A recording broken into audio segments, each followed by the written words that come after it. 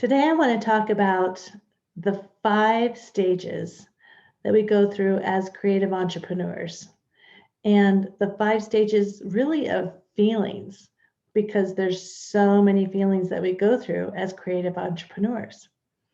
So my name, real quick, if you haven't met me before, is Carol Frazier. I'm an artist development coach and manager for creative entrepreneurs. And I serve everyone from authors, writers, musicians, composers, chefs, basically anyone that is in the creative entrepreneur field. So happy to be here with you, and let's talk about this because it's really real. And just so you know, I've also gone through all of this because I too am a songwriter, composer, recording artist. I've written one book. My second book is almost done. And going through a lot of these feelings with this book. And then I've written a couple of courses as well. And so I'm here, and I'm also an artist. So happy to be here with you as creatives so we can talk about this because it's real. And we do go through a roller coaster. Basically, any self-employed entrepreneur goes through a lot of these same feelings. There's just different twists for creative entrepreneurs.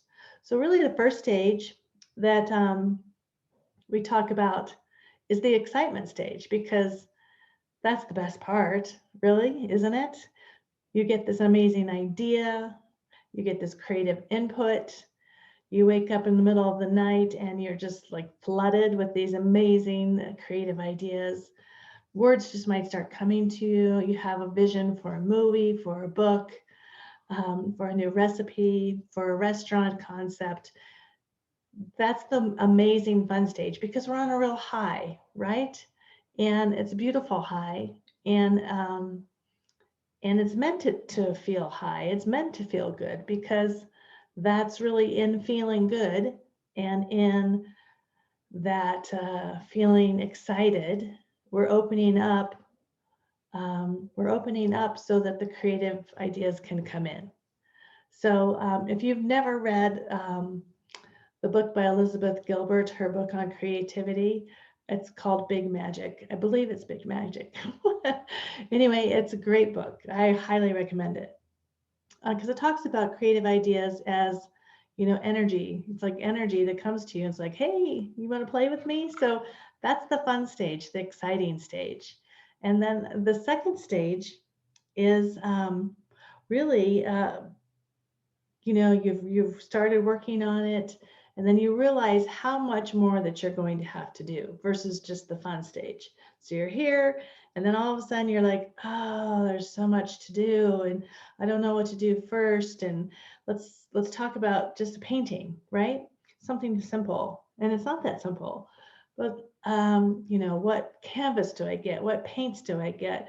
Do I reach out to a teacher and a mentor to help me through this? Or I have this vision for a whole, show, of let's say a whole series of flowers. I'm going to do a series of flowers. I'm going to do this amazing show, and I can see it and I can visualize it because as creatives, we are visionaries, right?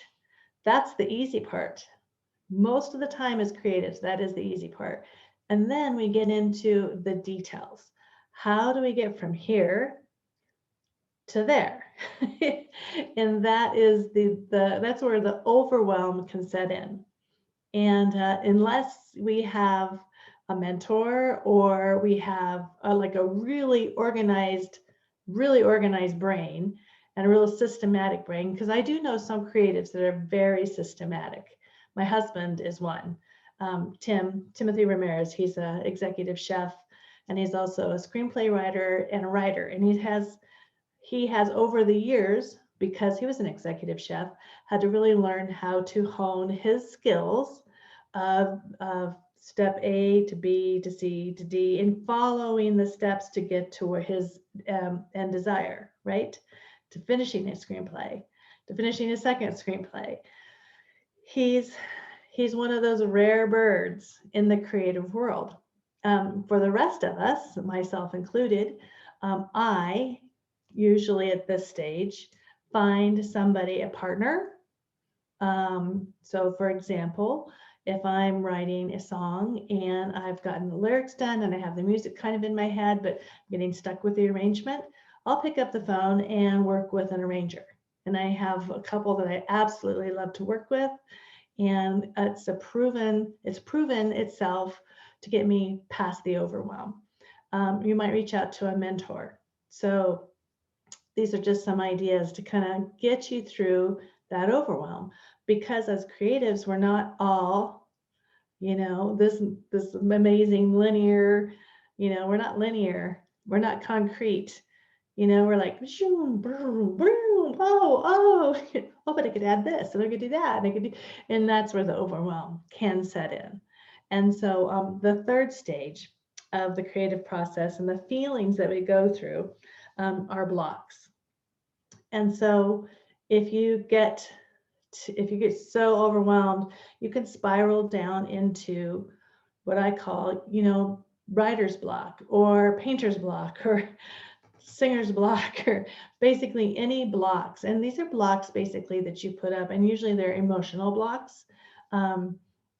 Besides overwhelm, unfortunately, you might go into thoughts of, oh, well, I'm just not good enough, or comparing yourself to other artists. Well, look at what they're doing. I'm never going to be able to do that. So these are the types of blocks that can come up that can be actually really dangerous to a creative soul.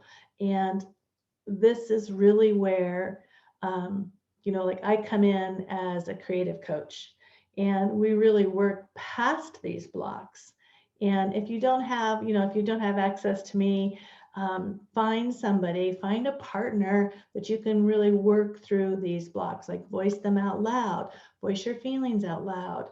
Another great place is to really use your journal to really help you move through these creative blocks. And then if we get through this, so we've gone through the excitement and we've plowed through that overwhelm, we've overcome it, and we've gotten through the blocks, through the stages of blocks, because this will happen again and again throughout the process of a creative project. But let's say we've gotten through those blocks.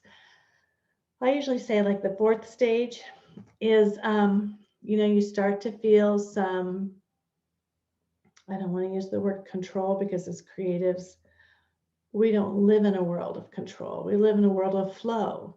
So you start to feel the flow a little bit more. You start to feel, your energy starts lifting up. You start feeling positive. You might feel some pride in the fact that you got through this minefield. And now you're actually saying you've figured out all the steps, and now you're like in the recording studio, or you have 3 paintings done, and you can see that you're getting closer to that gallery show. So this is really where I would say that we start to see above the clouds, and we realize that we really are going to get to that vision that we've had for ourselves. The vision starts getting bigger, gratitude starts opening up here. This is a really powerful, powerful stage, because once you're here, you know that you're going to get to that finish line, and you know that you have the ability to get to the finish line, and it's an amazing place to be. And then this fifth stage is you're feeling, this is the best feeling, you're feeling quite a bit of joy. And then you're feeling a lot of hope, because you have really moved through all these stages, and you're getting to that place where you actually get to gift your creativity to the world. And so here's the sixth stage that I didn't mention. I said 5 steps, but there's another step here. So we're about to give our creative gift to the world, and here we are. And then that's when, again, overwhelm, and let's say like stage 3, blocks, overwhelm, those couple stages can creep back up. We start to the comparisitis again. We might get really nervous about, well, what if they don't like it? What if the people, what if? And so this is really where we do a lot of work, and we reframe, and, what if?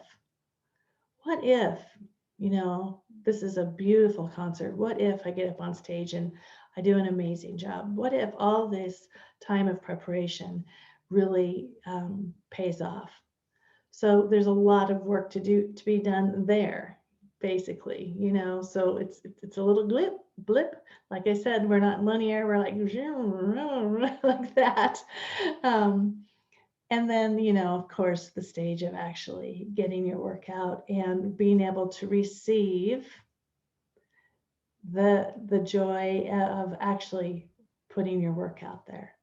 Um, that's a completely different conversation, but at that point, you have really gone from the vision, the excitement, all the way through these stages, and you've released it to the world.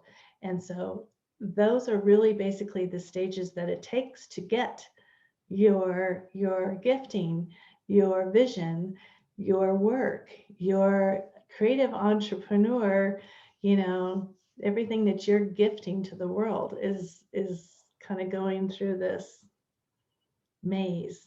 It's really a maze. Yeah, it's a beautiful maze. I think if you're called as a creative, you understand this.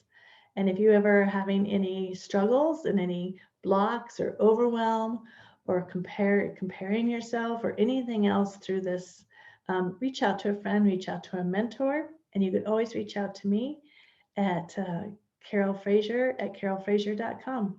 And it's wonderful talking with you today.